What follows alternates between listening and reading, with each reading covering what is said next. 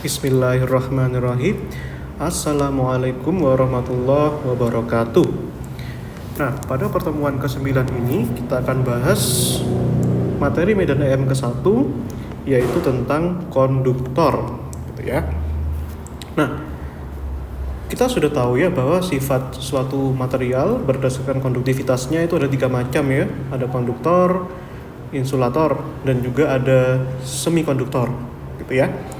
Nah, apa yang membedakan dengan konduktor dan insulator? Dan tentu saja itu dibedakan berdasarkan kemampuan elektron bergerak dalam atomnya ya.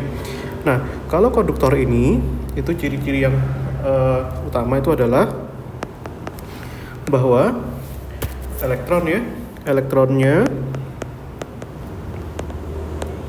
elektron dapat bergerak bebas ya, bergerak bebas dalam ruang. Nah, ini seperti itu. Nah, dalam atom maksudnya. Nah, oke. Nah, tentu saja kalau misalkan kita bahas ya konduktor, itu juga ada konduktor yang sempurna, perfect konduktor. Nah, perfect konduktor itu konduktor yang memiliki unlimited supply of free charge, gitu ya, yang memiliki supply tak terbatas dari muatannya. Dan tentu saja tidak ada konduktor yang sempurna. Lalu kemudian kalau di sini konteksnya elektronnya dapat bergerak bebas, maka konsekuensi propertinya itu apa? Nah, yang pertama ya, kita akan pelajari bagaimana medan listrik di dalam konduktor. Dan tentu saja yang pertama itu adalah medan listriknya itu bernilai 0 di dalam konduktor. Nah, mengapa demikian? Ya, gitu. Nah, karena begini, karena konduktor itu tentu saja dipengaruhi oleh konduktivitasnya, yaitu sigma. Nah, itu ya, sigma di sini adalah konduktivitas. Nah, ini. Nah, kalau dia elektronnya dapat bergerak bebas, nanti artinya konduktivitasnya itu sangat tinggi ya. Nah, kita bisa asumsikan dia mendekati tak hingga.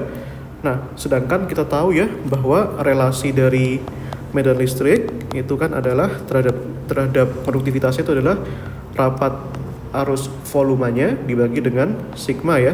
Kalau sigmanya mendekati tak hingga, artinya dia mendekati 0, gitu ya. Nah, seperti itu. Itu salah satu alasannya. Nah, kita juga dapat perjelas ini untuk konteks elektron yang bergerak, gitu ya. Atau kita pelajari pergerakan elektron. Nah, ini misalkan saja saya punya ini.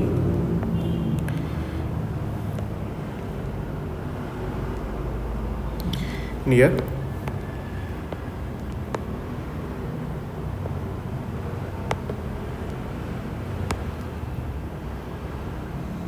Nih ya. Nah, di mana di sini itu mempunyai suatu muatan ya, katakanlah di sisi sini itu adalah suatu muatan positif gitu.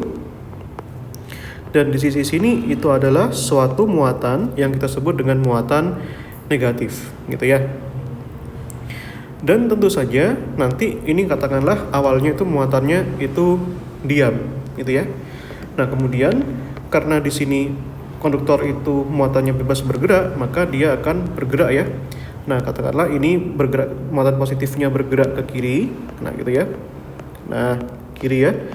Nah, sehingga nanti dia akan menghasilkan medan listrik induksi E1 gitu katakanlah ya.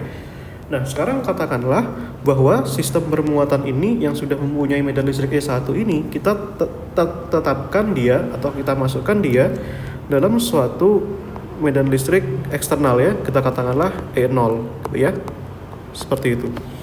Nah, maka akibatnya apa? E0 ini yang arahnya ke kanan itu akan berusaha mengarahkan sedemikian sehingga agar muatan pada positif negatifnya itu akan mencapai di sisi yang berlawanan. Sehingga pada saat dia mencapai di sisi yang berlawanan dan elektronnya atau muatannya itu berhenti ya. Nah, ketika muatannya itu berhenti, artinya pada saat itu kita mencapai suatu kondisi di mana medan listriknya eksternalnya itu sama dengan medan listrik induksinya E1. Nah, sehingga kita dapatkan total medan listrik itu adalah katakanlah E0 dikurangi E1 itu berarti sama dengan 0. Seperti itu ya. Nah, begitu. Itu ya alasannya. Nah, seperti itu. Oke ya. Nah, kalau begitu, maka konsekuensinya apa? Nah, konsekuensi yang kedua, maka nanti kerapatannya di dalam konduktor itu bernilai 0 ya. Nah, rapat volumenya ini di dalam konduktor gitu. Nah, ini rapat volumenya. Nah, seperti itu, rho-nya. Nah, hal ini tentu saja juga bisa berkaitan dengan perumusan dari rho itu sendiri, yang perumusannya itu kan berbanding terbalik dengan konduktivitasnya ya, karakteristiknya ya, seper sigma. Itu jadi kalau untuk sigma mendekati tak hingga, maka di sini rho-nya itu akan mendekati 1 dibagi tak hingga ya, hasilnya itu tentu saja mendekati 0. Begitu. Itu alasan yang pertama. Namun kita juga bisa kaitkan di sini dengan bagaimana hukum Gauss-nya. Kalau kita kaitkan dengan hukum Gauss, maka dari sini kita bisa kaitkan juga dengan karakteristik medan listriknya. Bahwa divergensi medan listrik pada suatu sistem bermuatan itu setara dengan rapat muatannya dibagi dengan epsilonnya. Nah, seperti itu. Jadi sekarang kita akan punya di sini rho-nya itu sama dengan epsilon 0 divergensi E, gitu ya. Nah, kalau kita punya E-nya itu sama dengan 0, maka kita akan mendapatkan rho-nya itu sama dengan 0, gitu ya. Sehingga rapat muatan di dalam konduktor itu sama dengan 0 ya. Itu yang kedua, gitu. Nah, oke. Nah, sekarang kita sudah pelajari bagaimana ini perilakunya di dalam sisi konduktor. Yang ketiga, kita bisa pelajari bagaimana perilaku konduktor ini pada sisi permukaannya, gitu ya. Nah, ternyata kalau misalkan di dalam konduktor itu tidak ada medan listrik, maka nanti muatannya itu akan berada di sisi permukaannya. Muatan listrik itu berada pada permukaannya. Nah, gitu ya. Kita coba ilustrasikan ya permukaannya. Nah, ini katakanlah ini sistem konduktor ya. Nah, di dalam konduktor ini tentu saja kita tahu ya medan listriknya itu adalah 0. Nah, nanti medan listrik adalah 0 di sini akan menggerakkan muatan-muatan di dalamnya sehingga muatannya dapat bergerak bebas, sehingga nanti muatannya akan bergerak sampai pada permukaannya saja, gitu ya, sehingga nanti arah medan listriknya itu akan berarah normal pada setiap sisi permukaannya. Nah, itu ya. Ini arah medan listriknya itu ke sana ya. Nah, jadi makanya karena di sini muatannya di dalam 0 dan karena muatan di dalam itu menyebabkan medan listriknya 0, sehingga muatannya akan bergerak hingga pada sisi permukaannya, sehingga medan listriknya adalah medan listrik akibat muatan yang ada pada permukaannya saja, yaitu E, gitu ya. Jadi pada permukaan ada medan listriknya sebesar E akibat muatan yang nempel pada permukaan, dan di dalam itu E-nya itu 0, seperti itu. Itu hanya konsekuensinya ya. Nah, sama dengan ini, muatan positif dan negatifnya akan bergerak pada sisi yang berlawanan, gitu. Nah, kenapa? Mungkin kita perlu bertanya. Tadi saya bilang kenapa itu bergerak plus minusnya, karena ini sebenarnya diikat oleh gaya tarik ya, gaya tarik menarik, sehingga menarik sehingga E0 di sini akan menggerakkan dia pada sisi yang berlawanan. Nah, seperti itu. Oke ya. Nah, oke. Nah, sekarang kalau kita bisa pelajari medan listriknya, maka kita juga bisa pelajari bagaimana potensial listriknya. Bahwa potensial listrik pada konduktor itu ya, potensial listrik bagi konduktor itu sifatnya itu adalah ekipotensial. Ekipotensial. Eki itu artinya ekivalen ya, sama. Jadi ya ekivalen, sama. Nah, sama pada titik mananya? Nah, pada suatu titik batasnya. Nah, katakanlah kita punya suatu titik ya. Nah, katakanlah kita punya suatu titik A dan B ya. Nah, titik A dan titik B. Nah, kita misalkan sebagai vektor. Nah, itu. Nah, titik ini di mana? Ya, titik ini bisa kita ambil di sisi konduktornya, boleh pada permukaannya atau bagian atasnya seperti itu. Nah, maka beda potensial antara dua titik ini ya kita bisa rumuskan ya, VB dikurangi VA, dan kita ingat ya bahwa ini mempunyai relasi dengan medan listriknya, yaitu main integral AB E dot DL gitu ya. Nah, sisi A dan sisi B, antara sisi A dan sisi B itu katakanlah suatu batas di dalam konduktor, begitu ya. Artinya, maka kita bisa ambil E di sini, konsekuensinya itu adalah medan listriknya bernilai 0. Nah, sehingga ini hasilnya 0. Maka konsekuensinya dari sini, akibatnya VB sama dengan VA ya. Nah, ini potensialnya sama, artinya potensialnya bersifat ekivalen. Gitu ya. Nah, seperti itu. Nah, konsekuensi yang kelima itu sebenarnya sudah kita bahas di yang ketiga ya, bahwa medan listriknya itu hanya menyisakan medan listrik yang arahnya normal dari permukaannya ya. Itu terjadi pada arah normal. Arah normal ini itu bisa juga disebut dengan arah yang kita sebut dengan tegak lurus. Tegak lurus dengan apa? Dengan permukaan ya. Nah, itu. Nah, itu ya. Ups.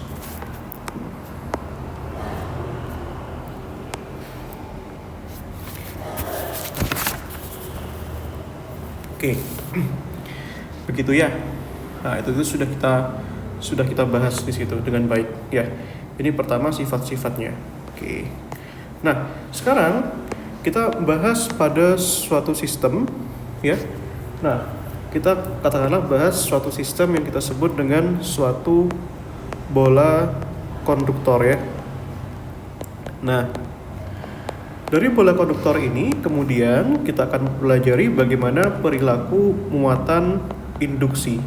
Nah, itu ya. Muatan terinduksi. Nah, kita pilih suatu sistem bola konduktor ini agar memudahkan permasalahan kita ya. Nah, itu. Nah, ini. Jadi, yang kedua kita pelajari tentang muatan induksi ya.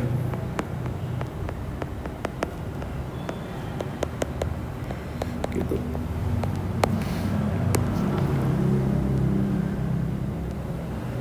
Nah, ini.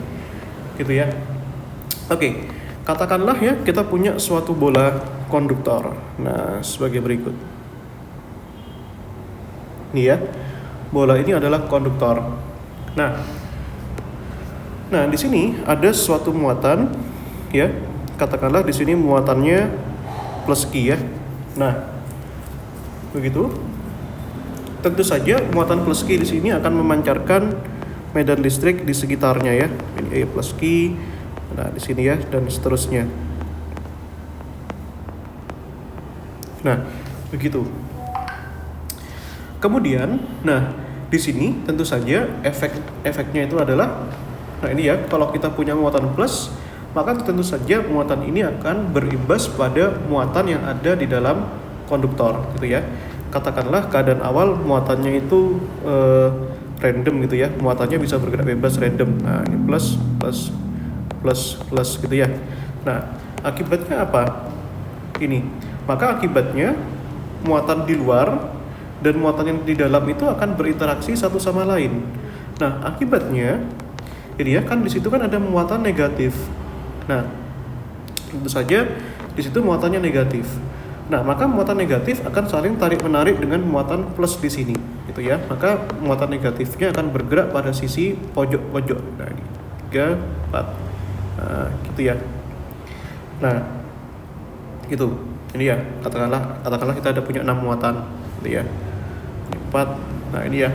Lalu, muatan positifnya akan tolak-menolak, sehingga muatan positifnya nanti akan bergerak ke pojok-pojoknya. Nah, seperti ini. Itu ya. Dan tentu saja muatan positif dan muatan negatif di dalam bola konduktor ini itu jumlahnya sama ya. Kenapa sama? Agar untuk menjamin dia total muatan netnya itu adalah 0, sehingga medan listriknya itu adalah 0.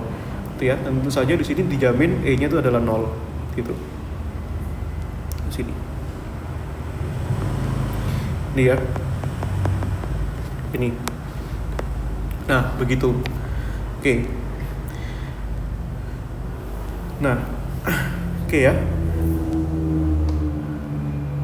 Nah, seperti itu. Itu adalah karakteristiknya, sehingga sekalipun ada pengaruh medan listrik dari luar sebesar plus Q, maka di situ tetap ya menjamin medan listrik di dalam itu bernilai 0.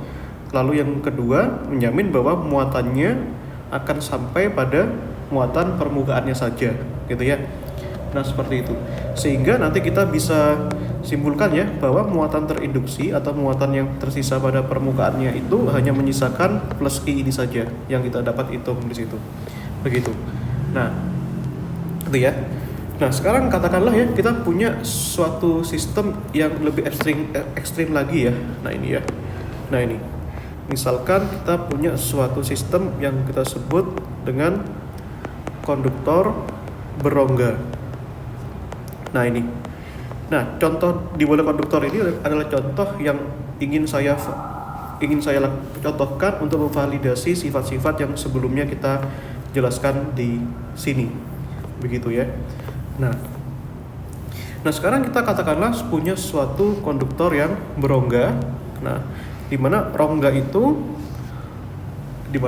itu medan listriknya tidak bernilai 0. Nah, katakanlah di sini ya. Nah, di sini. Nah, ini ya, dan sisanya di sini, di luar sini, gitu ya. Nah, ini di sini bernilai 0 medan listriknya, dan di sini tidak sama dengan 0. Dan di sini tidak sama dengan 0. Kenapa? Karena di sini masih kita sisipkan suatu muatan Q ya. Nah, sehingga medan listrik di dalam sini itu dia tidak bernilai 0. Begitu ya. Itu yang pertama. Dan tentu saja kalau misalnya kita bungkus muatannya, maka kalau kita bisa bungkus ini sebagai suatu permukaan Gaussian ya, yang kita gunakan untuk mencari berapa sih muatan yang ada pada permukaannya gitu ya. Kita cari muatan terinduksinya ya. Muatan terinduksi. Yaitu muatan terinduksi ini adalah muatan terinduksi pada permukaan ya. Dan tentu saja pada permukaan yang kita maksud di sini itu medan listriknya itu adalah 0. Kenapa 0? Ya karena di sini itu berada pada area yang medan listriknya sama dengan 0, yang kita sebut dengan konduktor, dan di dalamnya itu bolong gitu ya. Nah, ini seperti itu. Nah, ini ya. Nah, ini konduktor ini ya.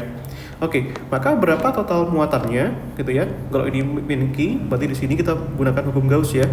Integral E dot dA itu sama dengan Q induksi dibagi dengan epsilon 0 ya. Oh maaf, bukan Q induksi, tapi Q enclose ya. Nah, kita tahu bahwa medan listriknya ini itu bernilai 0. Nah, sehingga menjamin bahwa muatan yang terlingkupi itu sama dengan 0 juga. Nah, kita tahu ya bahwa pada permukaannya ini terdapat suatu muatan yang kita sebut dengan muatan induksi ya. Nah, di sini. Nah, di sini ya. Katakanlah muatan di sini. Nah, dan tetap kita harus cari berapa besar muatan induksi ini. Dan pada area biru-biru, area terlingkupi itu ada dua muatan. Yang pertama muatan terinduksi, dan ditambah dengan muatan yang ada di dalamnya, yaitu sebesar plus Q itu. Ini sama dengan 0. Artinya nanti kita bisa tuliskan ya di sini Q induksi itu sama dengan minus Q gitu ya. Nah, sehingga bisa kita simpulkan bahwa muatan yang berada pada permukaannya ini itu adalah muatan minus gitu ya. Yang jumlahnya ya setara dengan jumlah di dalamnya. Kalau di dalamnya Q, berarti di luarnya itu adalah minus Q. Begitu ya. Sampai sini bisa dipahami ya. Nah, itu. Oke. Nah, kemudian bagaimana pada sisi konduktor yang lain? Nah, itu yang jadi pertanyaan. Nah, kita ingin tahu berapa total medan listrik, berapa total pada muatan terinduksi yang ada di sini. Nah, ini ya, itu kita perlu tahu di situ. Nah, ini katakanlah Q in yang lain, gitu ya. Ini Q in 1 katakanlah ya. Nah, ini. Nah, pada sisi situ tentu saja kita bisa berlakukan hukum Gauss juga ya. Perhatikan integral ini E dot dA itu sama dengan Qn close per epsilon 0 ya. Nah, ini Qn 2 gitu ya. Dan tentu saja pada sisi sini itu juga bernilai 0 pada sisi yang kita maksud Qn 2 ini. Ini bernilai 0 sehingga Qn close-nya pun harus bernilai 0. Nah, artinya kita sedang menghitung ya Qn close ini, berarti kan ada Qn 2 itu yang kita cari ditambahkan dengan sisi yang minus itu. Nah, itu sama tambahkan Qn 1. Nah, ya tentu saja kalian bisa buat permukaan Gauss-nya sendiri nanti ya. Ini sama dengan 0. Artinya muatan terinduksi di sisi 2 yang pada permukaan luarnya itu sama dengan minus Qn 1 ya. Nah, Qn 1 di situ sama dengan minus Q ya. Nah, maka kita mempunyai suatu muatan yang besarnya positif. Nah, artinya apa? Pada sisi sini itu semua muatannya positif. Gitu.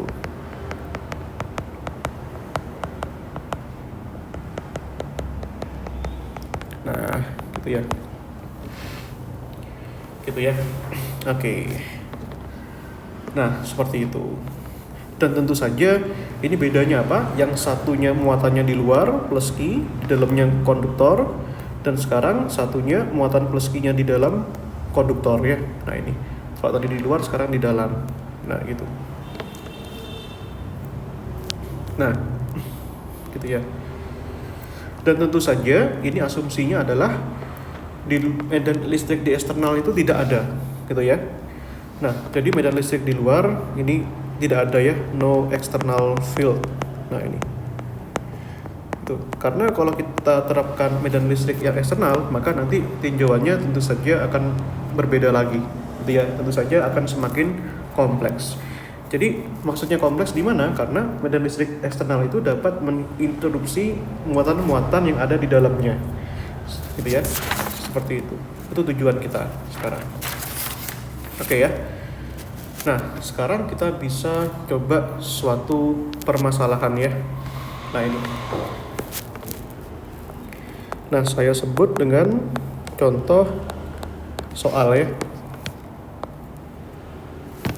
Nah, ini. Katakanlah sekarang saya punya suatu konduktor sebagai berikut ya. Dan di sini ada masing-masing. Nah, kita lubangi ya konduktornya. Nah, ini. Nah, ini pusatnya di sini.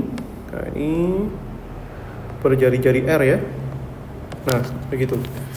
Nah, di sini ada di pusat ini saya kasih suatu muatan besarnya QA, dan di sini saya kasih suatu muatan itu besarnya adalah QB, gitu ya.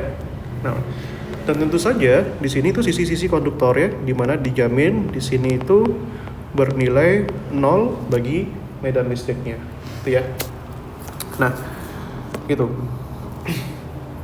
Ini sisi A dan ini sisi B, dan ini bola berjari-jari R, gitu ya. Nah, itu. Nah, sekarang gitu ya.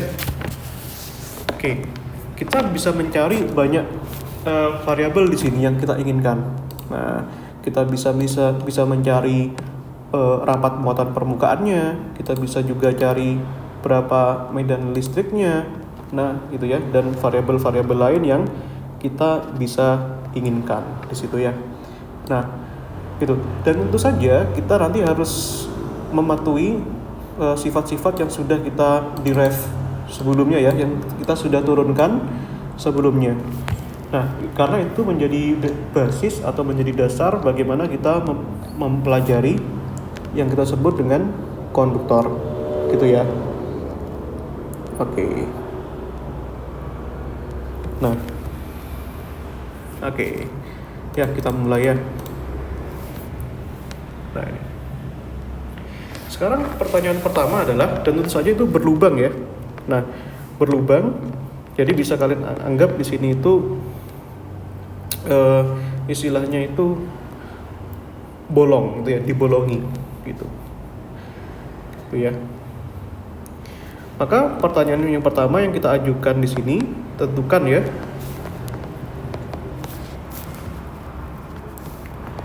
Tentukan rapat muatan A, rapat muatan permukaan di B, dan rapat muatan permukaan di F. Itu ya. Maka kita harus tahu dulu ya. Maka kita harus tahu dulu berapa ini ya. Tuh, kenapa kita katakan permukaan? Nah, karena muatannya hanya terdistribusi pada permukaannya.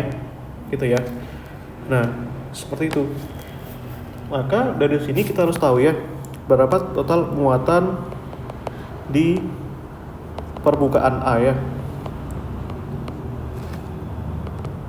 Nah, ini. Ya, dan tentu saja kita bisa bungkus di sini ya. Nah, di sisi sini. Nih. Kita perlu cari ya. Nah, di sini ya pas di permukaannya ini ya, itu kita sebut dengan Ki induksi A, gitu ya. Nah, maka kita perlu cari muatan pada permukaan A itu. Berarti di sini ya, integral E dot dA itu sama dengan Q enclose dibagi epsilon 0 ya.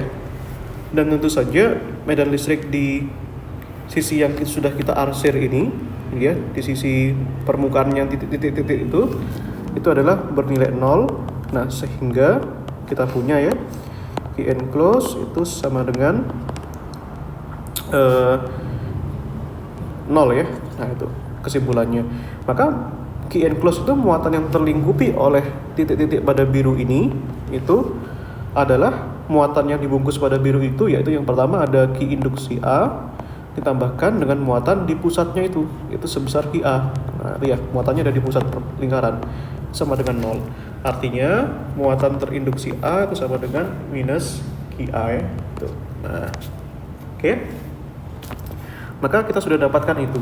Maka kita bisa cari apa yang kita sebut dengan rapat muatan permukaannya. Nah, ini ya. Rapat muatan permukaan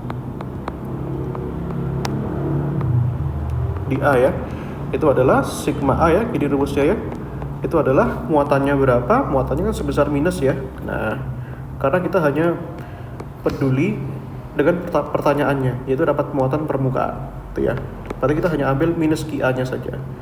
Jadi itu adalah muatan terinduksinya dibagi dengan luasnya ya, luas lingkaran A itu ya.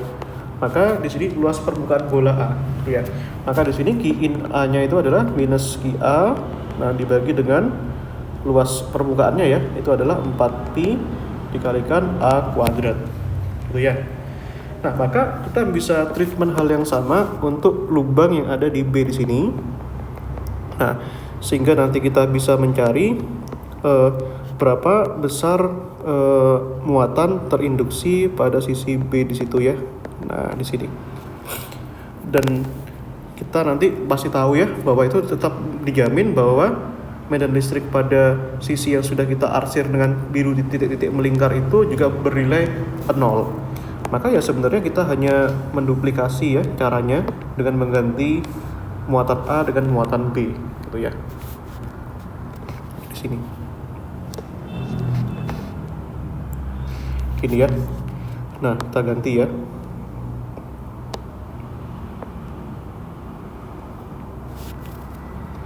nih.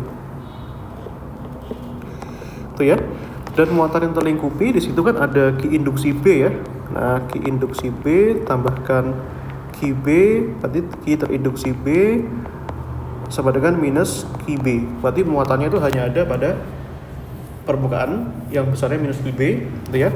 Sehingga muatan pada permukaan ini bisa kita gunakan untuk menjawab rapat muatannya sigma dia. Perhatikan muatan terinduksinya dibagi dengan luas bola B-nya, gitu ya. Nah, itu sistemnya itu adalah sistem bola ya.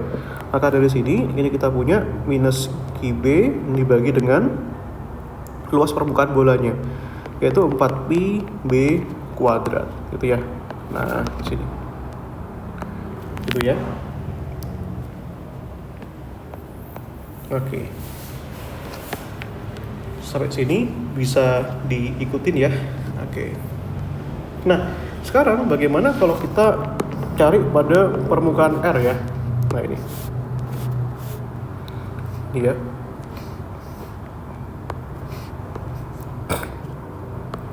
Muatan di permukaan R. Nah, itu ya. Alias pada jari-jari R-nya. Nah, ini. Ya, berarti kita cari itu. Itu ya.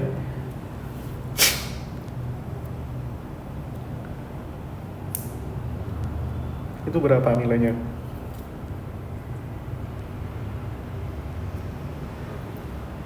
Oke, silakan kamu pikir dulu di.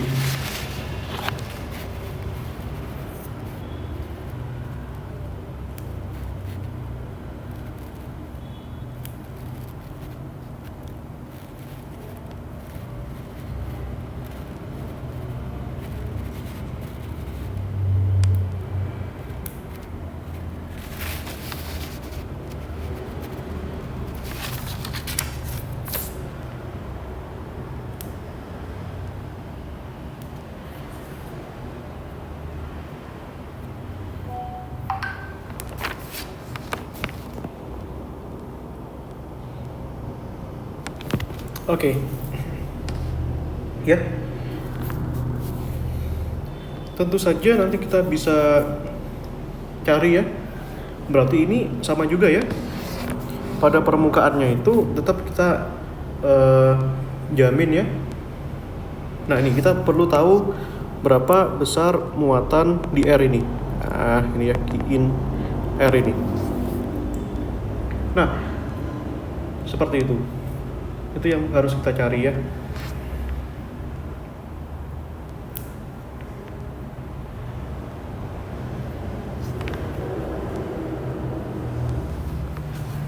Oke, ya tentu saja sama juga ya. Pada permukaannya itu integral dot dA ini ya, Ki enclosed per epsilon 0 ya. Nah, di mana ini medan listriknya bernilai 0 pada pada dalam permukaannya, tepat pada bagian dalam ya, bukan pada bagian luarnya ya. Nah, di situ berarti di sini Ki enclosed-nya itu bernilai 0 ya. Dan pada permukaan terlingkupi ini ada 3 muatan. Yang pertama yang terinduksi A, gitu ya, ditambahkan yang terinduksi B, nah ditambahkan yang terinduksi R. Nah, ini sama dengan 0 ya. Maka di sini Q pada R, Q terinduksi R-nya itu, ini yang harus kita cari ya. Itu muatan terinduksi di R itu adalah minus Q in A minus Q in B. Ini ya. Nah, Q in A-nya itu berapa? Tadi kan minus Q A ya. Nah, ini minus Q in B-nya itu adalah minus Q B, gitu ya. Maka kita punya sekarang muatan terinduksi di R itu adalah Q A ditambahkan Q B. Nah, gitu ya. Kayak gitu. Nah, pertanyaannya kok kenapa muatan Q A dan Q B yang ada di pusat itu tidak kita ikutkan juga? Ya karena gitu ya. Ya karena untuk menjamin bahwa medan listrik di dalam rongga itu, rongga A dan rongga B itu tidak bernilai 0 itu pada Q A-nya, pada Q B, gitu ya. Tuh. Itu ya.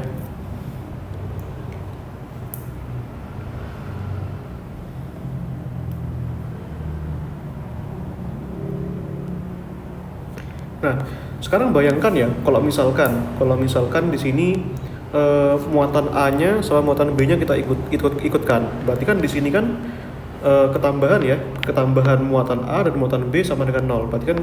Berarti Q in R-nya sama dengan Q A plus Q B dikurangi Q A dikurangi Q B. Nggak masuk akal ya, hasilnya 0. Padahal faktanya di sini tetap harus 0. Tetap harus medan listriknya 0. Gitu ya. Kalau Q in R-nya 0, maka medan listrik pada permukaan berjari-jari R itu tidak 0. Itu nanti jadinya. Itu ya. Maka muatan pada pusat rongga itu tidak perlu kita masukkan ke dalam muatan terinduksinya ini. Gitu ya. Muatan terlingkupinya ini. Gitu ya. Oke. Nah, sekarang pertanyaan berikutnya ini ya. Tentukan itu ada medan listrik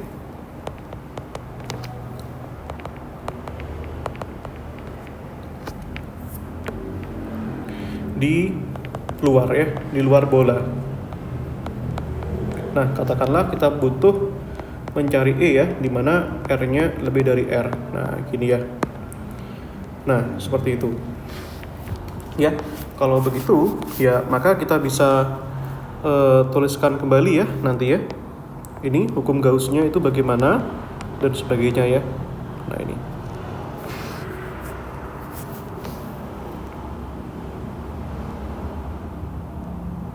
Nah, ini. Oke. Nah, maka dari sini bisa kamu buat ya suatu ini ya permukaan Gauss untuk menghitung berapa medan listrik di luar bola ini. Nah, ini ya. Katakanlah ini pada suatu jarak yang kita sebut dengan R kecil ya. Nah, ini. Berarti nanti hukum Gauss pada R kecil itu gitu ya, itu tetap ada kalau di luarnya. Tapi kalau pas di permukaannya itu di permukaan bagian dalamnya itu nggak ada. Ini ya.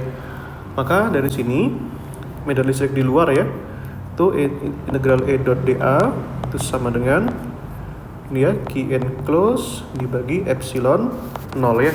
Nah, itu. Maka dari sini E dot dA-nya ini kan sama dengan medan listrik dikalikan luasannya kan. Dalam hal ini luasan yang kita sebut dengan luasan permukaan Gauss-nya tadi, yaitu sebesar 4pi dikalikan R kuadrat ya, permukaan bola Gauss itu tadi.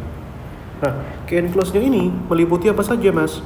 Ya, itu tentu saja ada muatan yang kita sebut dengan sumber muatannya. Nah, muatannya di situ ada muatan A dan muatan B ya, alias muatan pada bagian R-nya itu. Nah, itu ya. Nah, muatan B gitu ya. Atau kita katakan di sini muatan terinduksi di R-nya ya QA plus QB ya. Nah, ini. Bedanya loh, kan ini kan muatan terinduksi R kan menjamin yang sebelumnya 0. Apa bedanya dengan ini? Ya, bedanya tentu saja yang satunya di luar, yang satunya di dalam, permukaan dalam ya. Permukaan dalam itu pas pada permukaan sini-sininya. Nah, itu ya. Nah, jadi kalau misalkan kalian gambarkan nanti itu QA plus QB-nya itu nempel di sininya. Nah, di sininya itu QA plus QB ya. Nah, itu dan seterusnya. Kayak gitu. Maka dari sini kita punya ya 4pi ini ya, E dikalikan R pangkat 2, di situ kan sama dengan itu ya, QA plus QB per epsilon 0 ya. Nah, sehingga kita dapatkan di sini medan listrik pada luar bola itu ya, itu sama dengan 1/4pi epsilon 0 QA plus QB dibagi dengan R kuadrat gitu ya.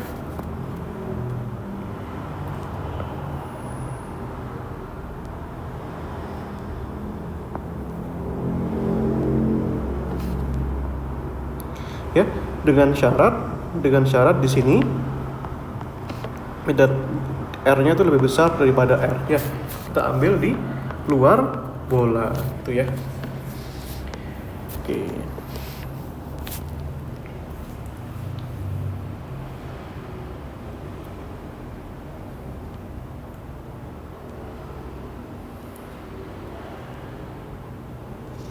Oke. Nah, kita bisa perluas lagi ya pernyataannya nanti. Pertanyaannya.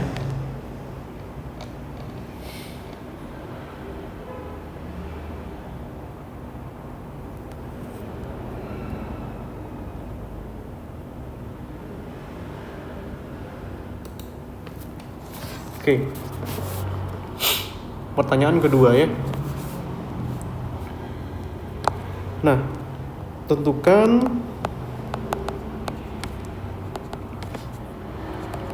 medan listrik ya di dalam bola ya. Nah itu. Nah, bagaimana medan listrik di dalam bola? Ya tentu saja di daerah R kurang dari R. Kalau di dalam bola, berarti kita punya dua sumber ya. Nah, gampangannya ya. Ada akibat muatan QA yang berjarak RA katakanlah ya, dan muatan QB yang berjarak RB, gitu ya. Jadi kalau kita gambarkan ulang di sini, ini ya ada dua macam, ini dan itu. Ini ya, ini adalah muatan QA-nya di tengah. Nah, kita bungkus di sini di dalam bola ya. Nah, ini berjarak RA. Nah, lalu bagian yang ini itu adalah QB. Gitu ya. Nah, itu. Kemudian kita bungkus ini.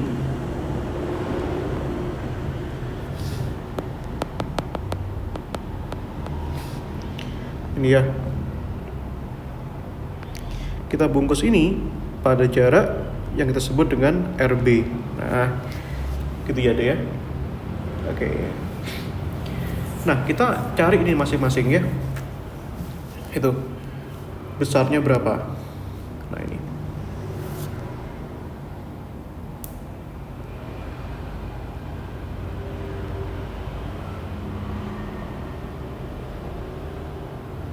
Nah, sorry, ini bukan di dalam bola ya maksudnya ya. Di dalam rongga. Kalau di dalam bola mah hasilnya 0. Gitu ya. Nah, ini. Di dalam rongga ya.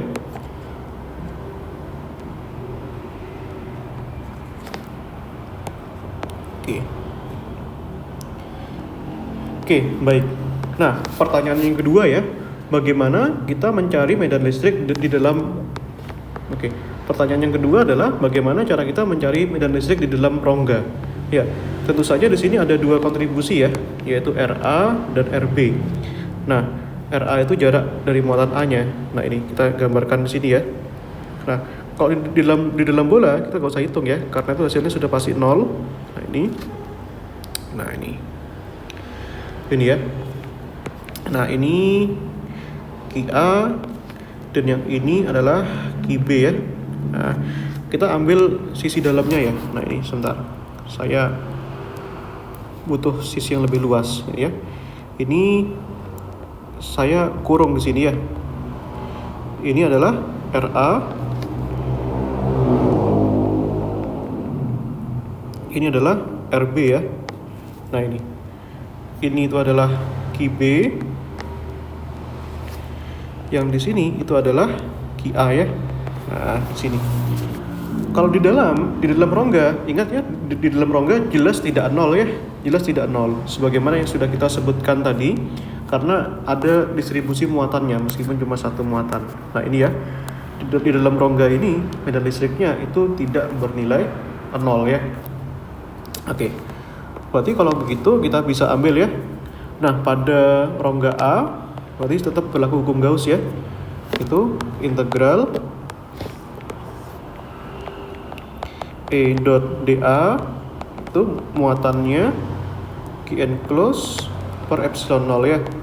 Nah, pada bola A, pada rongga A, berarti muatan yang terlingkupi adalah hanya muatan A saja di dalamnya, gitu ya. Maka kita bisa cari dari sini E dikalikan 4πr kuadrat ya. Nah, RA kuadrat ya. Nah, itu sama dengan QA per epsilon 0. Nah, ini berarti medan listrik di dalam rongga A itu adalah 1/4 pi epsilon 0 QA dibagi RA pangkat 2 ya. Nah, ini.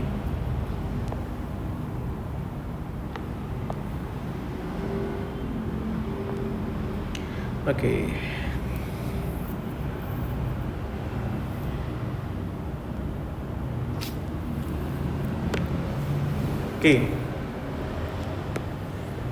Yang berikutnya pada sisi B ya, nanti kalian bisa gunakan cara yang sama ya.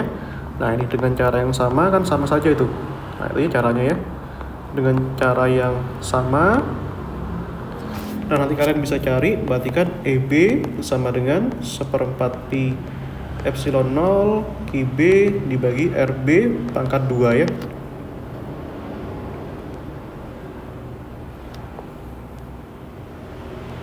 Oke. Nah, seperti itu. Oke ya. Bisa diikutin ya.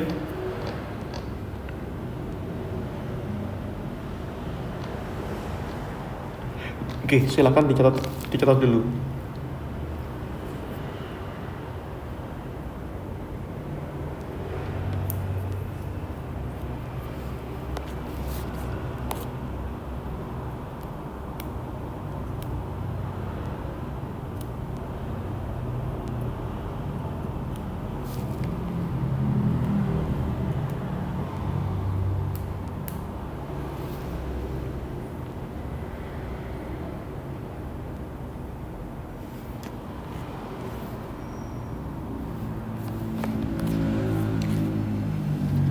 Oke.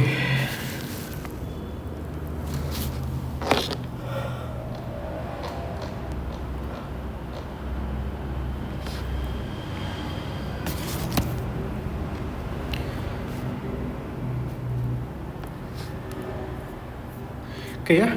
Nah, tadi kita sudah bahas sifat konduktor dan yang kedua tentang muatan induksi ya. Nah, yang ketiga kita bisa terapkan suatu konduktor pada bentuk konduktor yang lain gitu ya. Misalkan kita punya konduktor ya. Konduktor pada permukaan konduktor ya. Ini permukaan konduktor. Atau kita sebut dengan bidang ya. Permukaan atau bidang dari konduktor gitu ya. Nah, ini. Itu.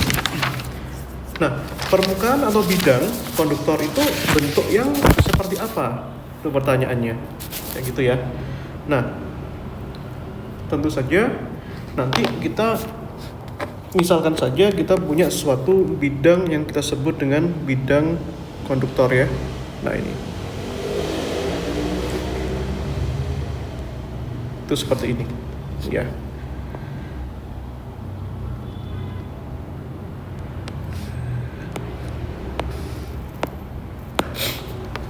Nah, itu. Nanti kita bisa mencari ya bagaimana gaya pada konduktor dan rapat muatan permukaan pada konduktornya. Nah, seperti itu. Oke ya. Dan tentu saja nanti kita ingat ya, kalau ini suatu bidang ya, bidang itu bisa kita katakan sebagai suatu boundary yang memisahkan bagian dalam dan bagian luar, maka kita membutuhkan sesuatu yang kita sebut dengan syarat batas, gitu ya. Nah, itu ya. Nah, ini berarti kan ada sisi atas, ya ini sisi atas ya. Nah, ini sisi atas, maksudnya atasnya kertas ini, dan sisi bawah ya. Nah, ini seperti itu. Nah, tentu saja ini memenuhi yang kita sebut dengan boundary condition ya. Nah, ini syarat batas. Syarat batas bagi konduktor ya, atau bagi medan listrik dan potensial listrik, itu kita sebut di sini E atas dikurangi E bawah itu sama dengan ya pada bagian normalnya ya, pada bagian yang tegak lurusnya ya, itu sama dengan sigma per epsilon 0 ya. Nah ini.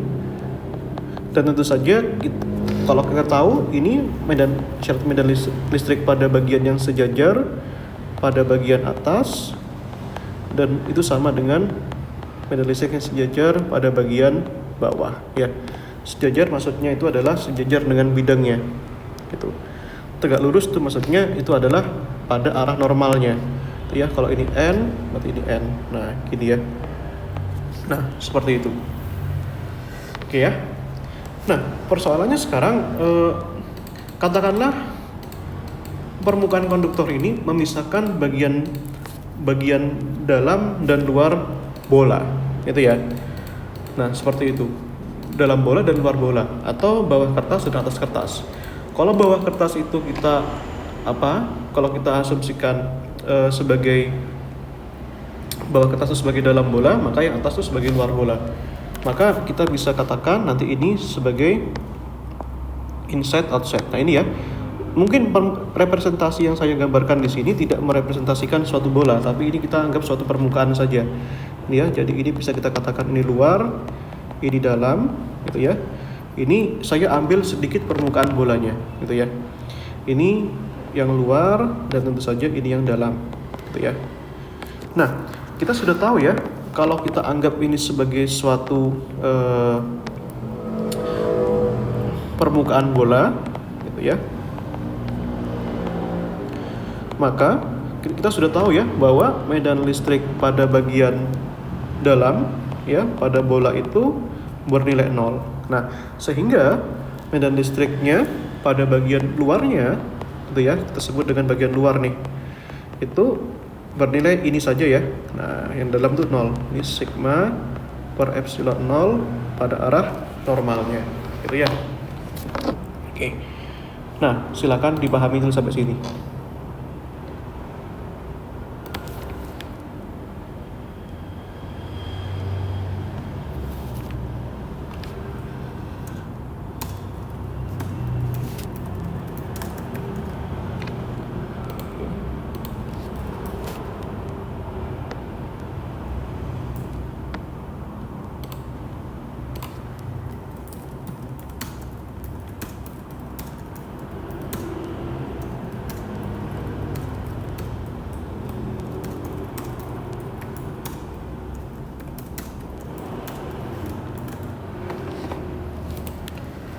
Oke.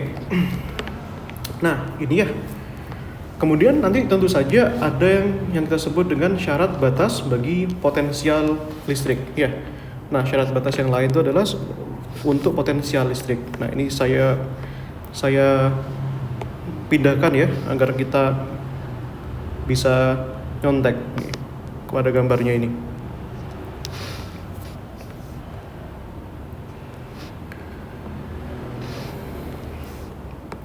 Ini ya. Nah, bagaimana syarat batas bagi potensial listrik itu?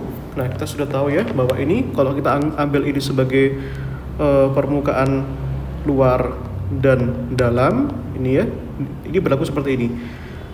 Turunan potensial terhadap arah normalnya dikurangi yang bagian dalam ya terhadap arah normalnya, ini sama dengan minus epsilon 0 ya. Nah ini saya kok lupa. Oh, minus sigma per epsilon 0 ya. Nah ini. Nah ini. Oke. Dan kita tahu ya, kalau misalkan di dalam itu bernilai 0, tuh, maka nanti konsekuensi matematisnya potensial listrik pada bagian yang dalam itu juga bernilai 0 ya. Nah di sini, maka kita punya ya, dan tentu saja kalian bisa cari ini sendiri ya. Nah, maka kita bisa katakan nanti turunan potensial arah luar dan arah normalnya itu sama dengan minus sigma per epsilon 0. Nah, sehingga kita akan dapatkan rapat muatan permukaannya di sini itu adalah minus epsilon 0 dV dou V, dou N ya. Tentu saja potensial yang kita maksud di sini adalah potensial pada bagian luarnya. Nah, itu ya. Nah, seperti itu. Oke. Nah, kalau kita tahu potensialnya itu berapa, maka dan medan listriknya itu berapa, maka nanti kita bisa lanjutkan cari itu bagaimana besar gaya yang diperlukan yang bekerja pada konduktor. Nah, gaya yang bekerja pada konduktor ini disebabkan oleh siapa? Dan tentu saja disebabkan oleh muatan-muatan yang tersisa pada permukaannya. Muatan yang tersisa itu menghasilkan medan listrik sehingga kita dapat cari suatu gayanya, gitu ya. Nah, sekarang kita cari ya. Nah, tentu saja kita bisa cari. Nah, di sini berapa medan listriknya, gitu ya. Nah, katakanlah kita ambil suatu sisi kecil yang ada di sini. Ya, sisi kecil yang ada di sini. Nah, kita ambil salah satu bagian saja ya yang ada pada bola tersebut. Nah, seperti itu. Gitu ya. Dan apa saja kontribusi medan listrik yang ada di sini, gitu ya. Nah, kalau kita ambil kembali pada permukaan ini, nah tentu saja nanti medan listriknya kalau kita taruh di sini sebagai suatu muatan positif, sigma positif ya, maka nanti akan ada kontribusi medan listrik yang arahnya ke atas, ini ya, yang kita sebut E atas ya, dan ada yang pada arah bawahnya. Nah, ini ya. Ini E bawah gitu ya. Nah, itu. Nah, di sini ya besarnya berapa di sini? Nah, kalau kita kembali pada objek yang kita sebut dengan permukaan ya, pada permukaan beneran ya, maka kita sudah tahu ya, sudah kita hitung pada materi-materi hukum Gauss sebelumnya itu besarnya itu adalah sigma per 2 epsilon 0 ya. Nah, ini saya tidak perlu hitung untuk menghemat waktu ya. Nah, kalau arahnya ke bawah tinggal diganti saja minus ya secara vektor gitu. Minus per 2 epsilon 0 gitu ya. Seperti itu. Nah, oke. Itu ya.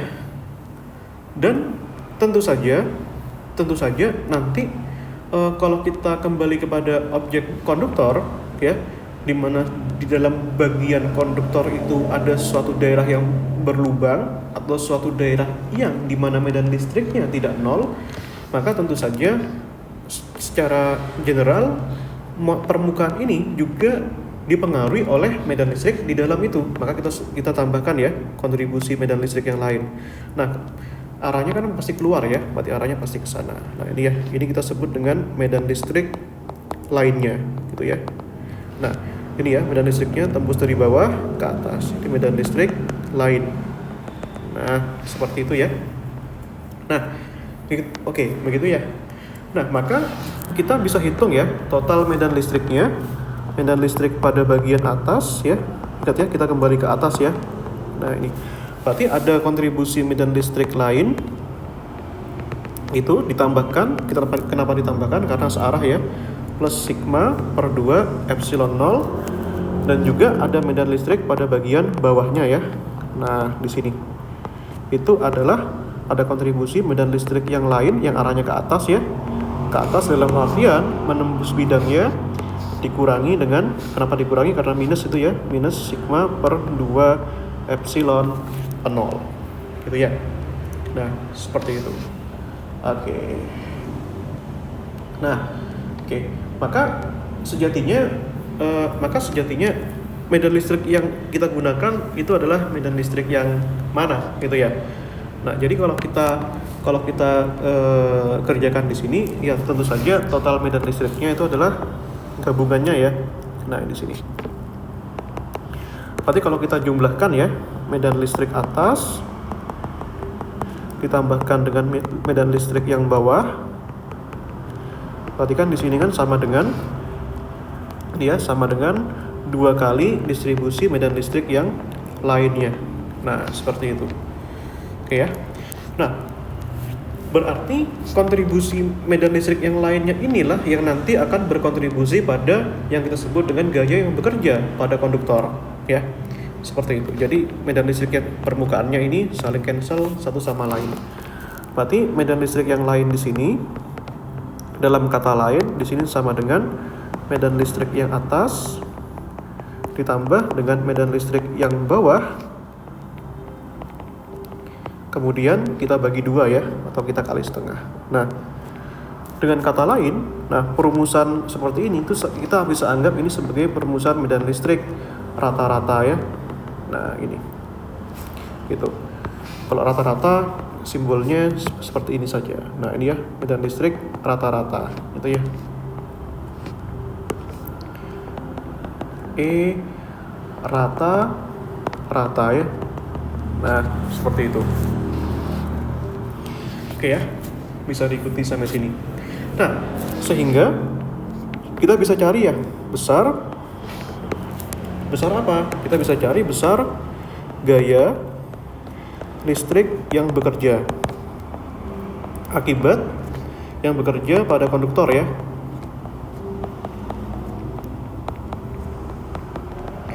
Nah, itu akibat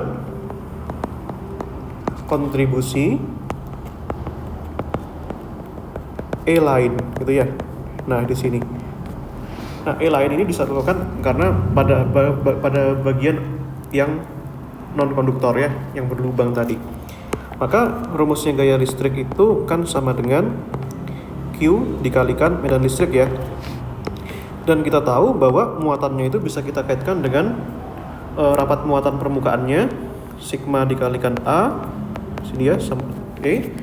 Maka kita bisa cari nanti berapa besar gaya listrik per satuan luasnya ya.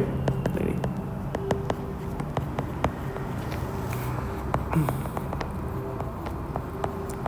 Itu ya yang kita bisa cari ya. Berarti katakanlah kita sebut dengan F kecil ya. Nah, itu F dibagi A. Nah, di sini ya. Kalau kita bagi dengan A berarti kan jadinya sigma dikalikan E. Nah, sekali lagi E-nya ini E yang mana, Mas? Nah, E yang ini yang kita sebut dengan E rata-rata ya. Nah, maka di sini medan listriknya itu E dikalikan E rata-rata. Nah, ini yang kita inginkan. Itu ya. Yang enggak lain dan enggak bukan itu adalah total medan listrik atas dibagi dengan yang bawah. Nah, dibagi 2 gitu ya. Seperti itu. Nah, gitu ya. Nah, maka kalau kita kembalikan pada konteks bola tadi ya. Nah, kalau kita kembalikan pada konteks bola ya. Nah, ini. Kalau kita kembalikan pada konteks bola konduktor, tentu saja kita sudah tahu ya bahwa medan listrik yang di luar itu sama dengan ini ya permukaannya ya. Nah, kalau kita punya ini, nah, jangan bola lah, konteks permukaan konduktor ya.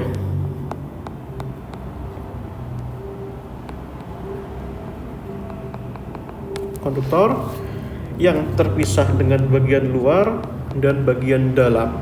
Nah, ini kita bisa cari ya. Nah, ini tentu saja yang namanya medan listrik bagian dalam pada konduktor itu selalu bernilai 0 ya, sistem di dalam konduktor. Tapi yang bagian luar itu yang kita maksud dengan sigma per 2 epsilon 0 di sini, gitu ya. Nah, ini ya. Berarti ini sigma per 2 epsilon 0 itu ya. Oh sorry, sigma per epsilon 0 ini.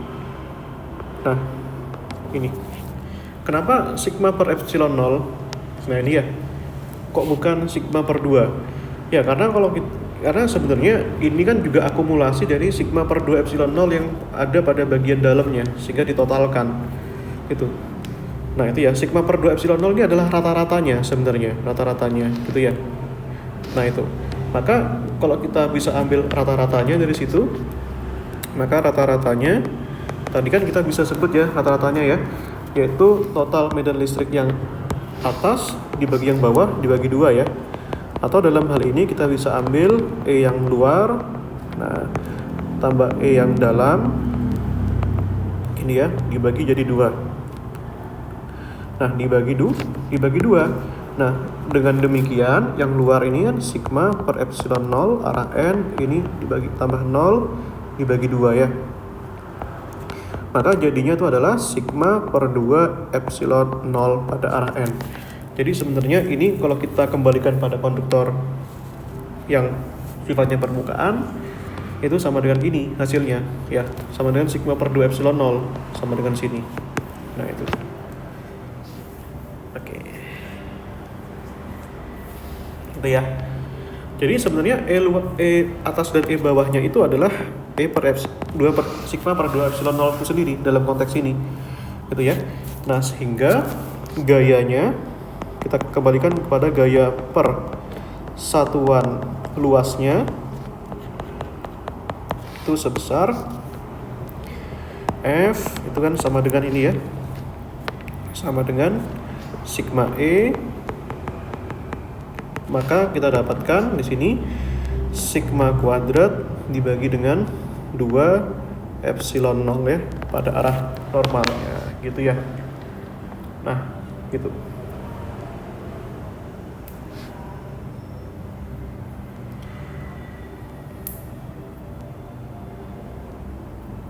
Oke, silakan dipahami ya, dipahami dengan baik. Situ.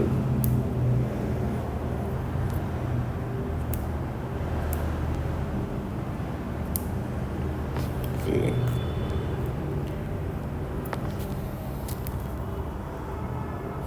Oke. Atau kita bisa nyatakan nanti ya, kita bisa nyatakan bagaimana cara kita mencari tekanan yang dirasakan oleh konduktor ya. Kenapa kita bicara tekanan pertanyaannya? Karena kalau kita mempelajari gaya yang bekerja pada konduktor, maka konduktor itu juga merasakan tekanannya, gitu ya. Nah, konduktor itu merasakan tekanan akibat gaya di sini, gitu ya. Maka di sini kita bisa cari ya tekanan yang dirasakan oleh konduktor.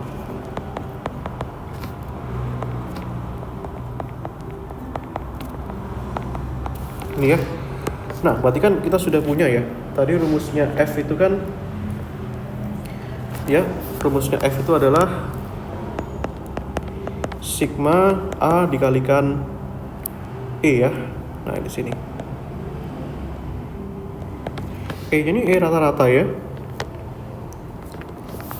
Nah, ini. Ini ya. Dimana tekanan itu kan bisa kita rumuskan ya. P sama dengan F dibagi A ya. Nah ini ya, ini sigma dikalikan E ya. Nah di sini tekanannya itu sama dengan seperti itu, gitu ya. Nah, atau kalau kita bisa kembalikan ya, di mana di sini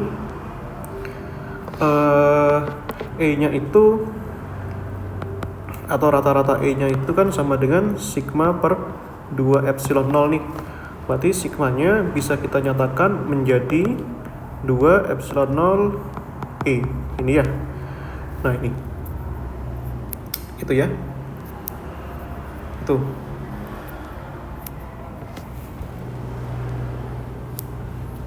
Berarti kita bisa dapatkan nanti berapa tekanan konduktornya ya. Pressure-nya itu berapa, kayak gitu ya.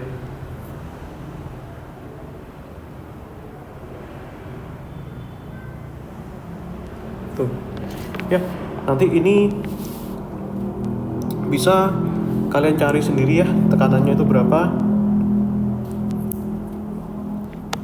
Itu sama dengan E0 per 2 dikalikan E pangkat 2 ya. Nah itu. Ini rumusnya.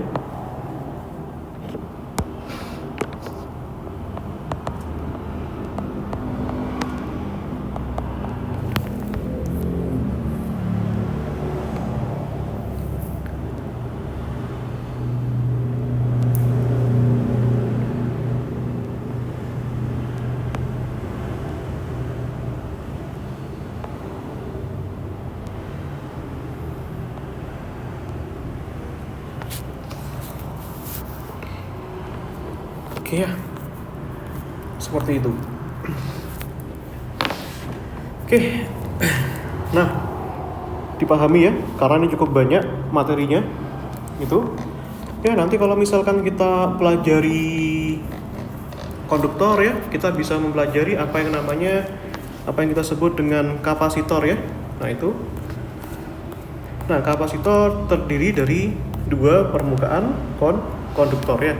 Nah, itu sebelum itu kita bisa cari ya nanti ya. Ini misalnya ya. Nah, misalkan kita punya soal ya.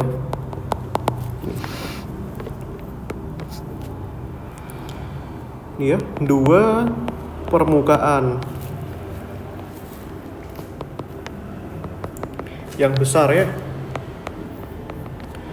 dengan luas A, itu ya, terpisah, misalnya terpisah nih ya, terpisah sejauh D. Kita letakkan ya, misalkan kita letakkan nih muatan Q, katakanlah ya, muatan Q pada setiap plat itu ya, pada setiap permukaannya. Maka tentukan tekanan elektrostatik ya yang dirasakan oleh plat ya. Nah ini. Oke ya. Ini kita punya plat nih guys. Dia. Ini ya. Sebut saja platnya seperti ini.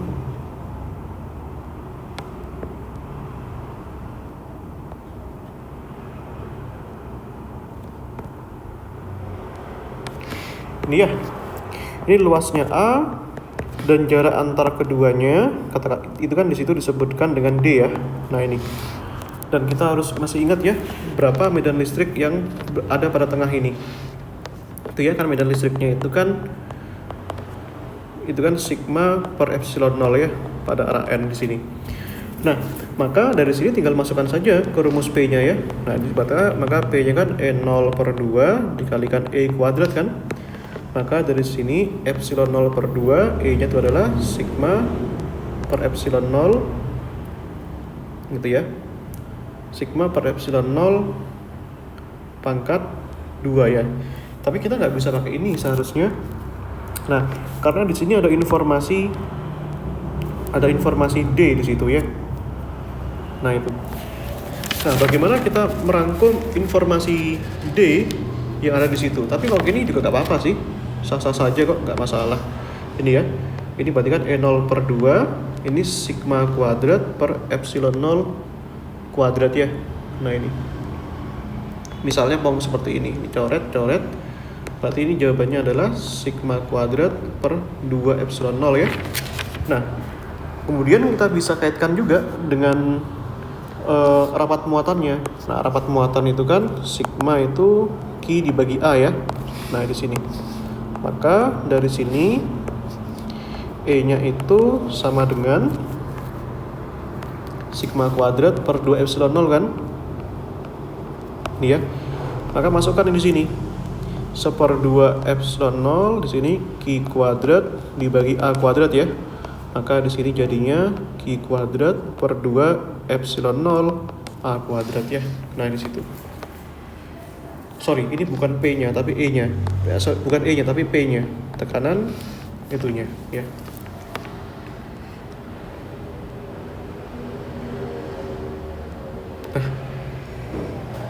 Gitu ya.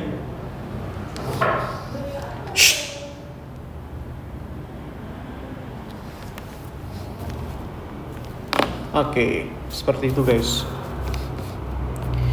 Bisa dipahami dengan baik ya, gitu ya. Nah, seperti itu. Oke, kalau kita paham ya. Nah, kita bisa lanjutkan babnya yang kedua, itu ada yang namanya kapasitor ini ya. Nah, ini.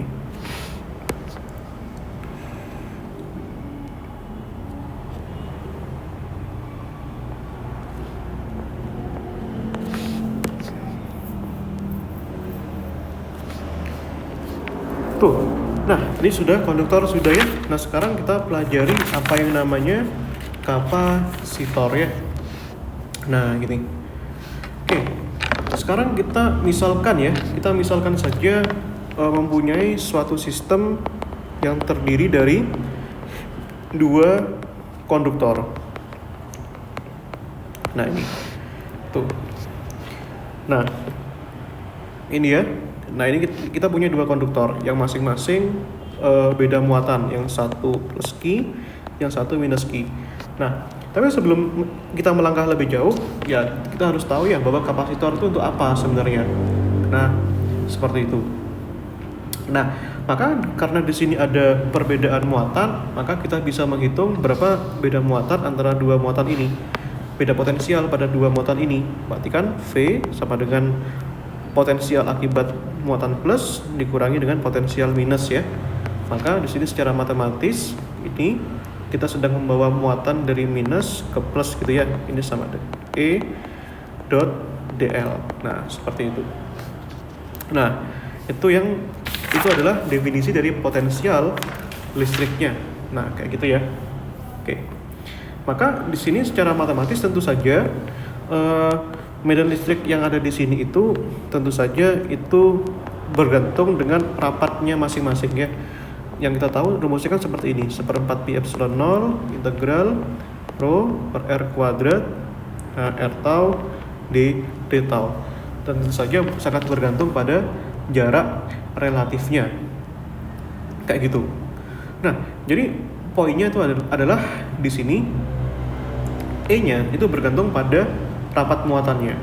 Dan tentu saja rapat muatannya di sini itu kan akibat muatannya yang di sana itu ada muatan plus Q dan di sini minus Q. Kayak gitu ya. Nah, oke. Artinya apa? Kalau misalkan kita perbanyak muatan positif sebanyak 2 kalinya, maka tentu saja medan listriknya itu akan menjadi 2 kalinya juga secara logikanya, seperti itu. Nah, kalau kita jadikan muatan plusnya menjadi 4 kalinya, maka tentu saja medan listriknya menjadi 4 kalinya, gitu ya, dan seterusnya. Oke. Nah, tapi kita tidak sedang berconcern pada perilaku itu, gitu ya. Nah, jadi poinnya itu adalah kalau kita lihat di sini, itu ya, bahwa di sini akibat konsekuensi kesebandingan itu, maka medan listrik itu proporsional terhadap muatannya, dan tentu saja karena di sini relasi potensial dan E itu juga merupakan kesebandingan, maka E-nya juga proporsional terhadap V-nya, gitu ya. Nah, tetapan proporsionalitas antara muatan dengan potensialnya ini yang kita sebut dengan kapasitansi. Ya, kita sebut dengan Q. Itu Q dibagi dengan V, itu ya. Seperti itu. Nah, itu ya. Ini namanya kapasitansi. Nah,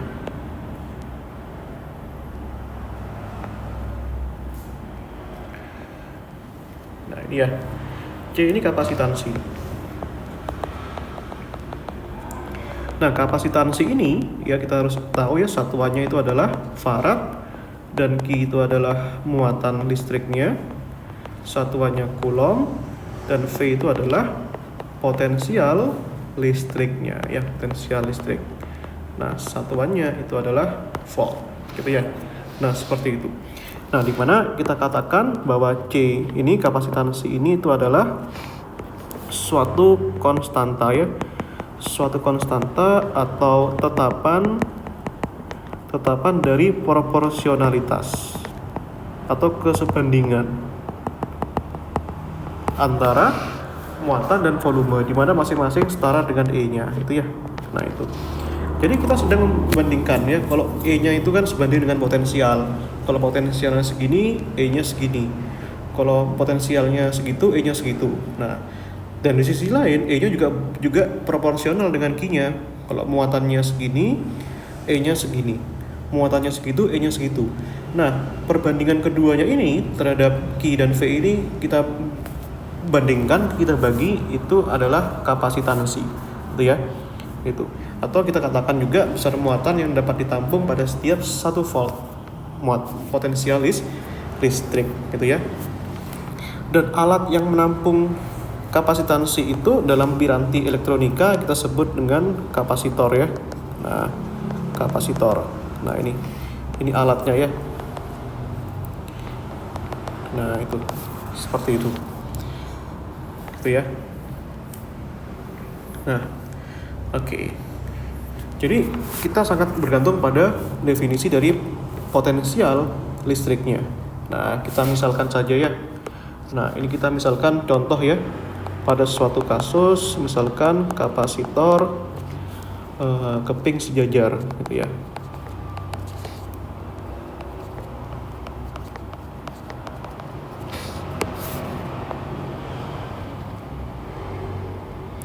Nah, kapasitor keping sejajar kan seperti ini ya.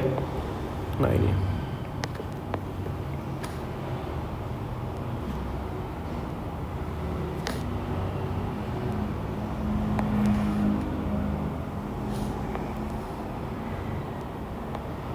Nah, gini ya. Katakanlah kita punya suatu kapasitor dengan luas penambang A terpisah sejauh D, gitu ya. Nah, di sini pertanyaannya tentukan kapasitansinya ya. Nah, dari sini ya pertama tentu saja ya, ini kita punya di sini distribusinya muatannya sigma, yang ini di sini katakanlah minus sigma ya. Maksudnya yang satunya muatannya positif, yang satunya muatannya negatif di sini ya. Yang di sini itu adalah plus Q, nah di sini itu adalah minus Q ya. Nah, itu. Dan kita harus tahu ya bahwa medan listrik yang dipancarkan oleh penampangnya, permukaannya itu secara total itu kan gini. Itu kan hasilnya itu adalah sigma per epsilon 0 ya, pada arah normalnya ini. Dan tentu saja medan listrik ini berasosiasi dengan potensial listriknya, yang kita tahu secara simplified di situ. Potensial listrik itu kan ada hubungan dengan medan listrik ya, itu sebesar E dikali D ya. Nah, dengan demikian kalau kita substitusikan di situ E-nya itu adalah sigma per epsilon 0 dikalikan dengan D ya. Maka kita dapatkan juga kapasitansinya. Kapasitansinya di situ adalah C ya. Itu kan sama dengan Q dibagi V. Maka dari sini kita punya ya, ini Q, V-nya itu adalah itu sigma D per epsilon 0 ya. Kita dapatkan di sini. Itu ya, kita dapatkan E0 Q per sigma D gitu ya. Nah, tapi tentu saja kita kaitkan dengan rapat muatannya ya. Kan rapat muatan permukaan itu kita sudah tahu ya, rapat muatan permukaan. Nah, gini. Itu kan rumusnya gini ya, sigma sama dengan muatannya berapa dibagi A ya. Nah, sehingga ini sama dengan kalau kita masukkan itu ya, sigma 0, sigmanya Q per A dikalikan D, ini Q. Maka kita bisa coret ini ya. Maka kita dapatkan rumus kapasitansi yang sudah kita kenal dengan baik di fisika dasar atau ketika kita SMA ya. Epsilon 0A dibagi dengan D gitu ya. Itu.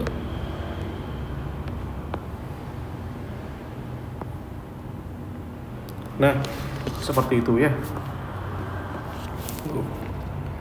Oke. Nah, kemudian nanti ini kita bisa kita bisa berikan contoh ya. Misalnya nah, untuk permukaan lingkaran permukaan persegi ya, persegi dengan sisi katakanlah 1 cm itu ya, terpisah katakanlah sejauh 1 mm. Nah, ini maka kapasitansinya berapa? Nah, itu ya. Nah, ini ya. Nah, kita harus tahu ya bahwa epsilon 0 di situ parameter permitivitas ya, yang besarnya ini ya. 8,85 kalikan 10 pangkat min 12 ya. Dan luasnya tentu saja kalau dia persegi berarti kan 1 cm kali 1 cm ya, alias 1 cm pangkat 2, nanti bisa diganti ke meter ya, berarti kan 10 pangkat min 4 meter kuadrat.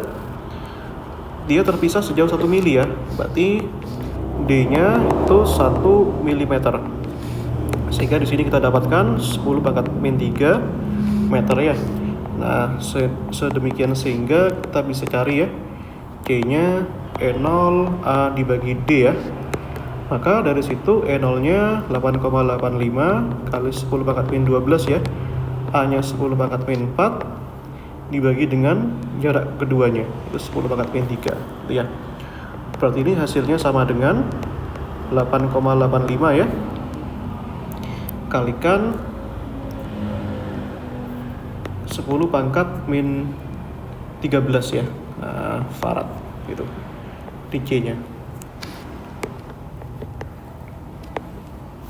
gitu ya, seperti itu guys. Nah nanti kalau kita bisa mempelajari berapa kapasitansinya, maka nanti kita bisa juga pelajari menentukan energi yang tersimpan ya dalam kapasitor. Nah ini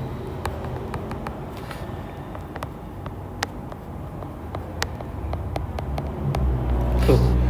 Nah ya, kita sudah tahu ya rumusnya energi itu kan dW ya, itu sama dengan V potensial listrik dikalikan dQ ya. Nah di sini. Nah maka dari sini energi listriknya V-nya itu kan sama dengan, kalau kita kaitkan ya, itu kan Q per C ya. Maka di sini Q per C D dQ gitu ya. Sehingga kita bisa integrasikan sekarang ya. Nah W itu adalah integral 1 per C Q ini dQ ya. Nah ini dQ besar harusnya dia. Berarti Q dQ berarti kita sedang melakukan pengisian kapasitor, sehingga kita dapatkan energi totalnya berapa. Berarti kita isi kapasitornya dari muatannya 0 sampai muatannya Q ya. Berarti dari sini kita dapatkan ya W sama dengan 1 per C ini setengah Q kuadrat ya. Maka dari sini kita dapatkan energi kapasitornya itu sama dengan setengah Q kuadrat per C ya. Atau kalau kita masukkan Q-nya sama dengan C kali V, bisa juga kita rumuskan setengah CV kuadrat ya. Nah itu.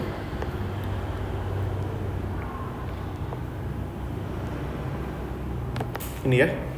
Nah itu kita bisa hitung juga energi yang tersimpan itu berapa, kayak gitu ya. Nah gitu ya, saya berikan satu contoh soal lagi ya yang relate sama kapasitor. Katakanlah ya, kapasitor itu di dunia nyata tidak hanya plat sejajar ya. Katakanlah kita punya kapasitor yang bentuknya bola sferis ya. Nah itu dia. Nah ini bola berongga ya. Katakanlah kita punya 2 di sini. Nah itu ya. Yang satunya berjari-jari A, katakanlah berjari-jari dalam A, yang satunya berjari-jari B. Itu ya. Nah, di sini. Dan tentu saja kita katakanlah letakkan suatu muatan plus Q di permukaan dalam dan minus Q pada permukaan luar, gitu ya. Nah, kemudian kita bisa cari di sini, tentu saja tujuan kita adalah mencari kapasitansinya. Dan maka kita katakanlah cari berapa besar medan listrik pada antara bola ini berjari-jari R di sini. Itu ya. Tentu saja medan listrik di R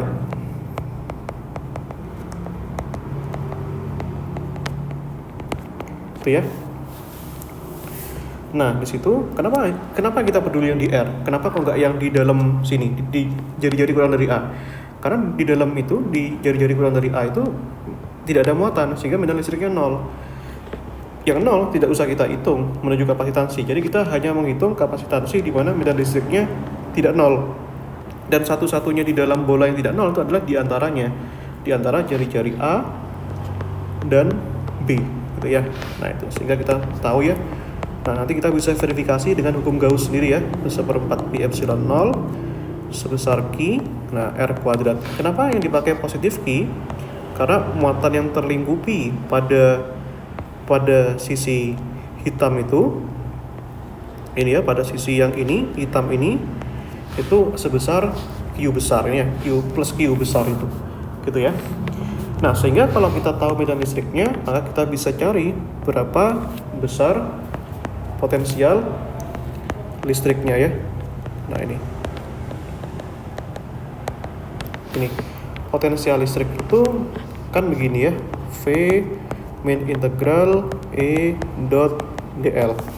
Maka sebenarnya kita sedang mencari ya medan listrik di antara bolanya itu. Berarti kan kita ambilkan dari sisi B menuju sisi A ya. Kita bawa muatannya dari B, dari luar sini ke sini ya.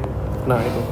Maka kita masukkan nih min integral BA 1/4 pi epsilon 0 nya kita keluarkan aja ya. Ini 1/r kuadrat, dl nya itu katakanlah dr gini ya. Berarti ini hasilnya kan gini ya, min q per 4 pi epsilon 0 ini ya. Berarti di sini min 1/r ya. Nah ini dari B menuju A ya. Maka kita dapatkan di sini q per 4 pi epsilon 0 ini 1/a dikurangi 1/b. Nah ini ya. Maka ini kita dapatkan V-nya. Maka kalau kita cari kapasitansinya itu ya. Nah, mudah saja ya. Itu kan C sama dengan Q dibagi V kan. Maka di situ ini Q, nah V-nya tuh di situ ya. Sebesar Q per 4 pi epsilon 0 ini 1/a min 1/b ya. Nah, ini bisa cancel. Nah, maka dari sini 1 yang 4 pi epsilon 0 nya ke atas ya. Ini kan gini ya, samakan penyebutnya ini. Ini berarti kan AB B min A. Nah, ini ketahuan ya bahwa kapasitansinya pasti selalu positif. Nah, karena B-nya lebih dari A. Kalau A dikurangi B itu negatif dan nggak mungkin kapasitansi itu negatif. Sehingga di sini C, maka di sini kita dapatkan 4 pi epsilon 0 dikalikan AB. Nah, ini ya dibagi dengan B dikurangi dengan A gitu ya.